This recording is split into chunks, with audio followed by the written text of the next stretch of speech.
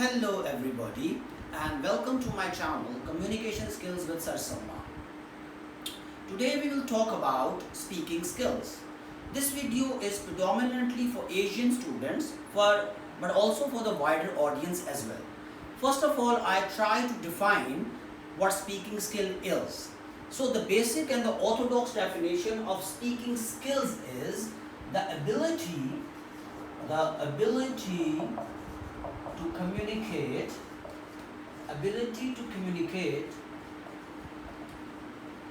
effectively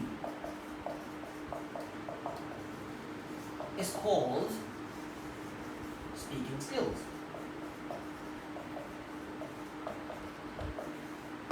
Alright, so if someone wants to define speaking skills, we have a very orthodox bookish definition, and that is the ability to communicate effectively is called speaking skills. Now for effective communication, it got to have certain elements.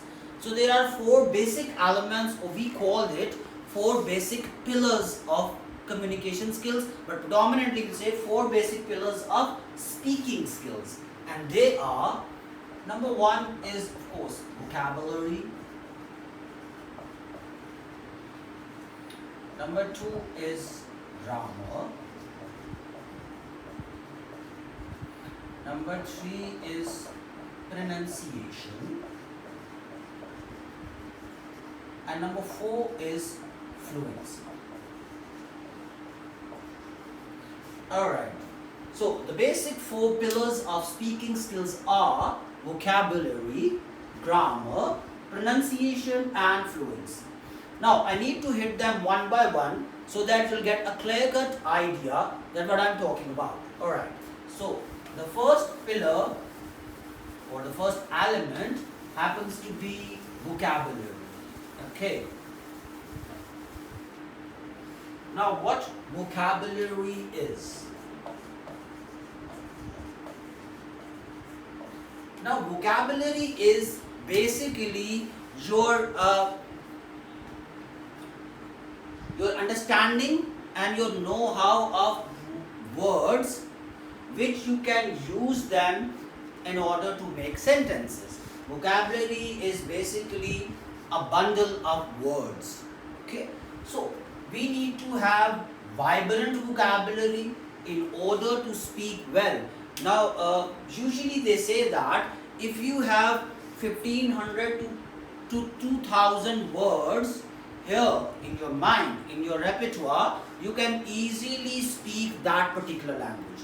But in order to have command in certain language, you got to know at least 10,000 words. If you have 10,000 words in your vocabulary bank, in your V bank we call it, in your vocabulary bank, it means that you have full command on that particular language. In order to enhance this thing, in order to enhance our ability of vocabulary, all we need to do is try to learn new words, at least 15 to 20 or perhaps 30 words on a single day. So if we are learning 25 to 30 words on a single day, let's say in a 5 days week, we'll be able to have 150 words in our V bank, which happens to be a vocabulary bank. So it's all about vocabulary. Next, and vocabulary, I want to say one more thing, that it is the most important and it's a pivotal pillar. It's a pivotal pillar of speaking skills. Without vocabulary, we won't be able to utter a single sentence. Alright, the next thing is grammar. Now, most of the people they used to say that this capital G word is a dreaded word.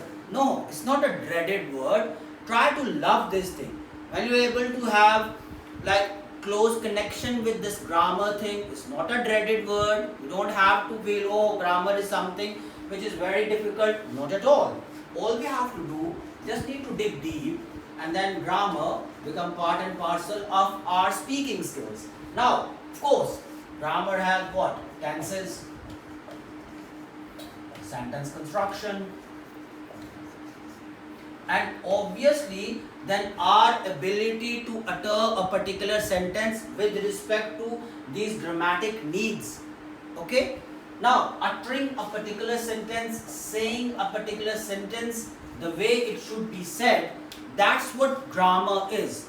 And that's the reason why grammar also connects lot of things which are there and which needs to be there in any what we call it, in any presentation.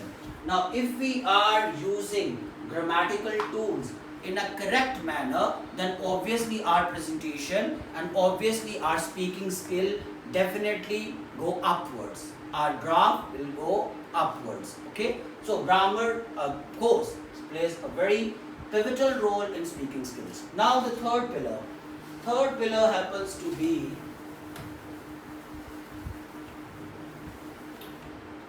pronunciation. So the third element or the third pillar of speaking skills is pronunciation. Now there are lots of words which we Asian, Pakistani, Indian, Sri Lankan students, we tend to pronounce it in a very weird way. I'll give you 2-3 examples. Let's say there is a word theory. We usually pronounce it as theory. No, the correct pronunciation is theory. It should be pronounced as theory. Theory. Forget about this O in your mind. Is theory. Theory, not theory. So we need to, we got to improve our pronunciation in order to improve our speaking skill. So there is another word which we often like. There is a word like this, WOMEN. Most of our Pakistani, Indian, Sri Lankan students used to pronounce it like woman. It's not woman, it's women. Women. Women. Okay? It's like women. That's pronunciation. Spelling same. WOMEN. It's pronounced like women. Another word which we used to pronounce it in a very weird manner, the word is STATUS. We used to pronounce it as status. No, it's a big cross on it. Status. The correct or orthodox pronunciation is status. I hope you got this point. I again repeat these 3 words just for giving you examples. These are very pertinent examples. It's not theory, it's theory. It's not woman, it's women. It's not status, it's status. So when you'll be able to pronounce these words the way it should be pronounced, then automatically your speaking skill will go a notch up. I hope you got my point. Alright. Now we'll go straight to the 4th pillar or the 4th basic element of speaking skill, and that happens to be fluency. The 4th pillar is fluency. F-L-U-E-N-C-Y. Fluency. We got to be fluent. If our speaking skill is, if we are communicating in English language, we got to be able to communicate it in a very fluent manner, without hiccups, without hiccups. It got to be very fluent, it got to be very natural. Then automatically the other person gets a clear-cut signal that this guy who is speaking English, he has a full command on that speaking skills. So fluency is something, it can be termed as a flow of water. Flow of water. Okay. Second, it got to have a certain rhythm.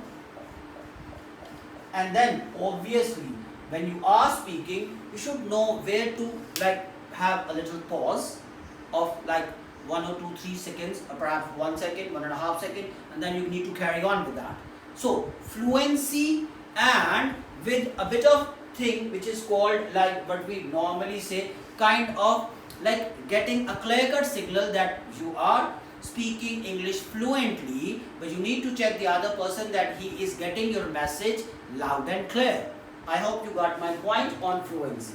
Now I need to say something about our, like, in our part of the world, why our Pakistani students and Indians and Sri Lankans, they still, like, they have 10 years in school, 2 years in college, 4 years or perhaps 2 to 3 years in university, still they couldn't able to speak English properly, still their speaking skills are so down because of 2-3 things. Number 1 is mental blockages. Number 2 is their shyness and hesitancy. And number 3, which is a very interesting thing, that is their thinking pattern. We Pakistani Indians and the other Asian country students, we have that little, I should say, a huge, like, kind of a barrier, because we think in Urdu or Punjabi and speak Urdu and Punjabi and try to improve our English, which is a totally nonsense. We need to have a thinking pattern in English so that our thoughts and our words synchronize with. They have in sync. When our thoughts are sync with our words, then automatically we'll be able to speak English in a correct manner with a bit of fluency, and then automatically our speaking skill got 1, 2, 3 notches up. So we need to have a thinking pattern in which our thoughts should in sync with our words. So we need to have a thinking pattern in English language. If we need to improve our speaking skill with respect to English language, we got to have that thinking pattern. So if our thoughts and words are synchronized with, then automatically we'll be able to communicate very effectively in English language. So that's what I have to say about it. I hope you liked the video. Don't forget to hit the like button. Thank you so much. Bye bye.